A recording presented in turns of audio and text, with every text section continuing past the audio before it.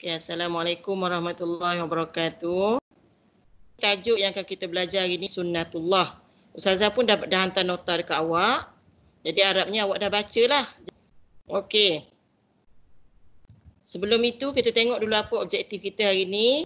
Okey, sekarang ni tengok ayat ni awak ikut Ustazah baca, sama-sama baca. Okey, a'udzubillahi minasyaitonirrajim. Qad khalat min qablikum sunanu fasiru fil ardi fanzuru kaifa kana aqibatul mukazzibin. Hadza bayanun linnasi wa hudan wa mau'izatul lil muttaqin. ولا تهنوا ولا تحزنوا وأنتم الأعلون إن كنتم مؤمنين. Baiklah, sesungguhnya telah berlaku sebelum kamu, maksudnya peristiwa yang berlaku sebelum lagi Nabi Muhammad diutuskan. Sunnah-sunnah ataupun peraturan dan ketetapan Allah, maka mengembaralah kamu. Kemudian perhatikanlah bagaimana kesudahan golongan pendusta Al-Quran. Ini ialah penerangan kepada seluruh umat manusia dan petunjuk serta pengajaran bagi orang yang hendak bertakwa. Dan janganlah kamu berasa lemah dan janganlah kamu berduka cita. Padahal kamulah orang yang tertinggi darjatnya jika kamu orang-orang yang berilmu. Kenapa ayat ini diturunkan? Okey, Ibnu Abbas berkata ketika para sahabat Nabi mengalami kekalahan dalam perang Uhud, lalu Rasulullah SAW berdoa, Ya Allah, janganlah engkau biarkan mereka menyusahkan kami. Allah, tiada daya melainkan kekuatanmu. Ya Allah, tiada lagi yang akan menyembahmu kecuali kumpulan kami ini, maka bantulah kami.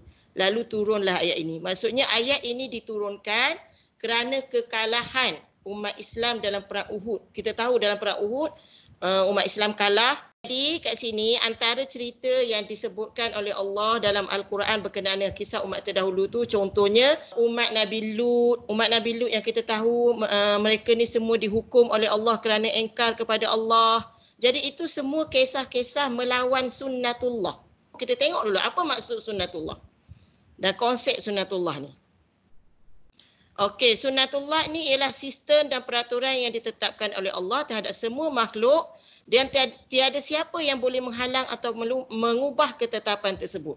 Contohnya kejadian siang dan malam. Selepas siang pasti ada malam. Selepas malam pasti ada siang. Itu sunnatullah. Tapi bukan setakat itu sahaja sunnatullah. Kepada semua manusia.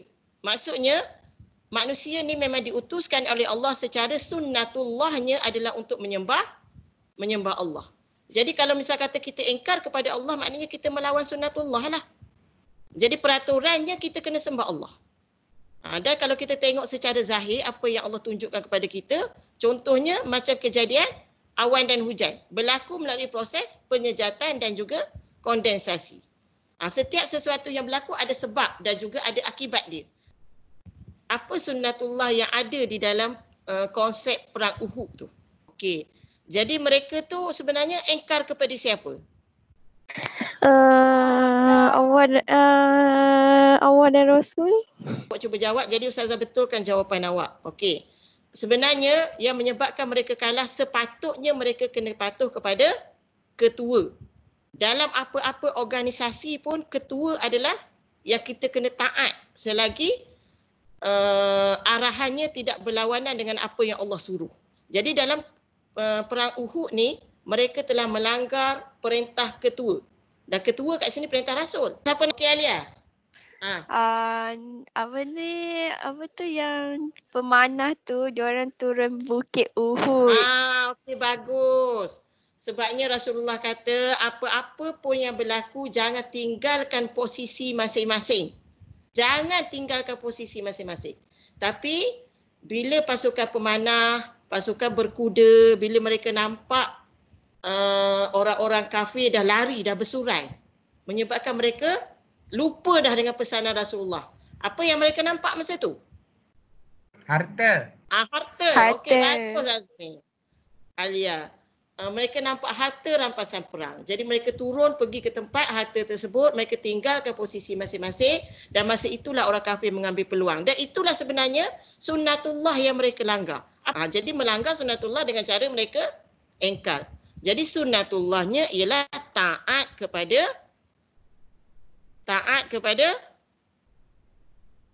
Ketua. Ketua. Okey, bagus. Jadi macam tu juga kita dalam kehidupan kita hari ini. Awak ingat lagi tak kita belajar tajuk akidah itu? Allah yang bersifat muntakim. Apa maksud muntakim? Kim. Muntakim. Sekejap. Allah yang bersifat maha al-muntakim. Penyeksa. Okey, bagus. Maha penyeksa. Okey. Jadi kat situ maha penyeksa. Kalau kita tengok macam ganasnya. Bukan. Maksudnya dia berkait dengan sunnatullah ni. Bila kita langgar sunnatullah, maka Allah akan memberikan penyiksaan. Jadi kat sini dia langgar kepada peraturan ketua. Ketua kata duduk kat situ. Sunnatullahnya kita sebagai orang Islam kita kena patuh kepada ketua. Selagi ketua itu tidak melakukan kesalahan, selagi dia tak suruh kita buat benda yang salah. Jadi kita kena patuh. Jadi sekarang ni mereka langgar. Itu sebabnya kenapa Allah berikan kekalahan kepada mereka supaya mereka ni dapat pengajaran. Itu tujuan. Kenapa Allah berikan kekalahan? Okey, sebab itu Allah kata kita kena tengok apa yang Allah suruh kita meneliti apa yang telah berlaku kepada umat-umat terdahulu. Dapat mengenal pasti sebab kejayaan umat terdahulu. Okey, bagus Anis. Dapat mengetahui sebab kemusnahan umat terdahulu. Okey, dan juga dapat dijadikan pengajaran dalam kehidupan. Ini antara kenapa kita perlu mengkaji sejarah umat terdahulu. Tak kira lah benda tu benda yang kemusnahan ke, benda kejayaan ke, tapi sejarah umat terdahulu kita kena tengok. Belajar daripada sejarah. Okey, sekarang kita tengok kesan memahami sunnatullah. Jadi kalau kita faham sunnatullah tu kita kena taat kepada Allah, kita kena taat kepada ketua. Jadi apa kesan dia kalau kita faham sunnatullah ni? Ini setiap yang berlaku dalam kehidupan kita adalah mengikut ketetapan dan kehendak Allah. Jadi apa sahaja yang Allah buat dekat kita, yang Allah suruh kita buat, semua itu adalah mengikut peraturan Allah. Jadi sunnatullah ni tadi saya dah sebut bukan sahaja kejadian siang dan malam, putaran alam, adanya matahari yang bila siang akan memancar, adanya bulan pada malam hari. Bukan itu sahaja sunnatullah. Tapi kita kena yakin apa sahaja yang Allah bagi pada kita dalam kehidupan ni adalah mengikut ketetapan Allah. Apa contoh dia? Apa sahaja yang berlaku dalam kehidupan? Allah beri apa? Takdir. Takdir. Contoh dia apa? Rezeki. Okey, bagus Alia. Rezeki. Allah beri rezeki banyak mana. Semua itu adalah mengikut ketetapan dan kehendak Allah. Kadang-kadang kita manusia ni kita nakkan sesuatu tapi Allah tak bagi. Sebabnya tak semuanya yang kita suka adalah baik untuk kita. Dan bukan semua yang kita benci itu tak elok untuk kita.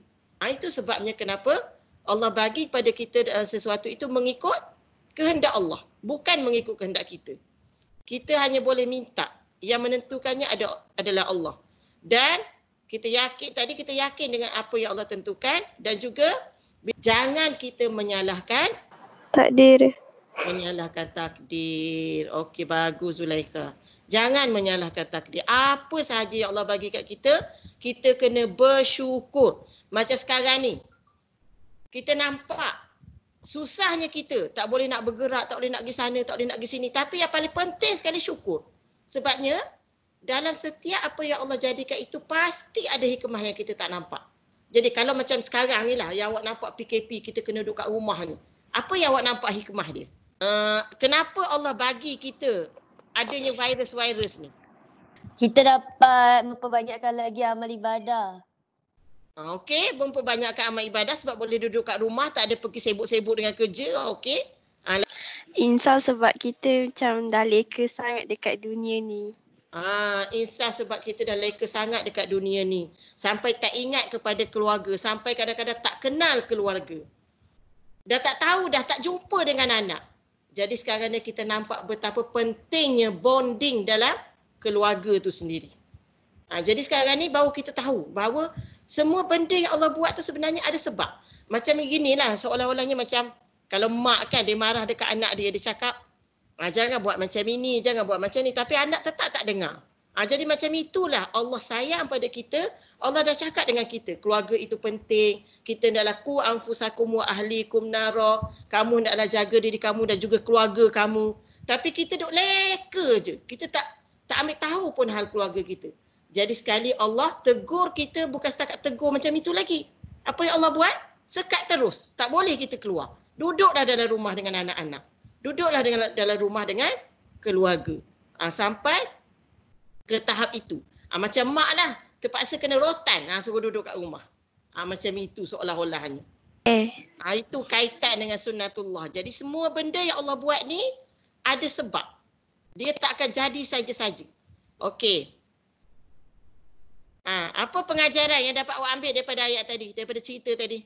Okey, siapa nak cuba apa pengajarannya? Ustazah nak cuba. Okey, Anis.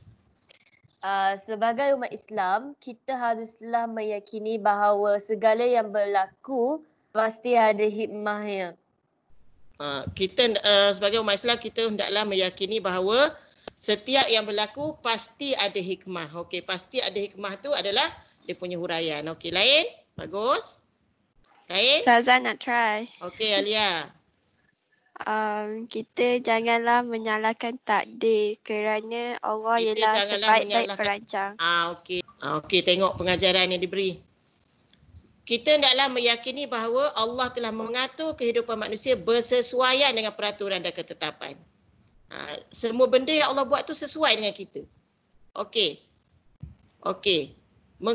Kita hendaklah mengkaji dan menyelidiki sejarah umat terdahulu agar menjadi pedoman dalam kehidupan.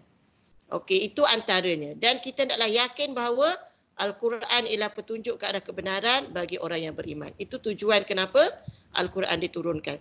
Jadi, okeylah pengajaran. Siapa nak jawab yang pertama? Tidak timbul perasaan putus asa dan... Kesal. Siapa dulu tadi? Azmil. Kita tengok betul tak kesal. Kesal. Jauh daripada sifat... Lemah. Siapa tu? Alia? Ya. Betul, lemah dan takut untuk menjalani kehidupan pada masa hadapan. Kejayaan umat Islam akan tercapai dengan Keimanan. Cemerlang. keimanan. Azmil lah yang tadi. Okey. Azmil cuba memungut markah untuk kumpulan dia. Orang mukmin akan lebih Cemerlang. Jadi itu sahaja untuk hari ini. Ustazah harap awak faham apa yang dikatakan sunnatullah. Sebabnya yang paling penting sekali, redalah dengan apa yang Allah tentukan dan jangan sekali-kali langgar perintah Allah dan Rasul. Maksudnya apa sahaja perintah Allah dan Rasul itu adalah benda yang kita kena ikut. Sunnatullah kita sebagai manusia.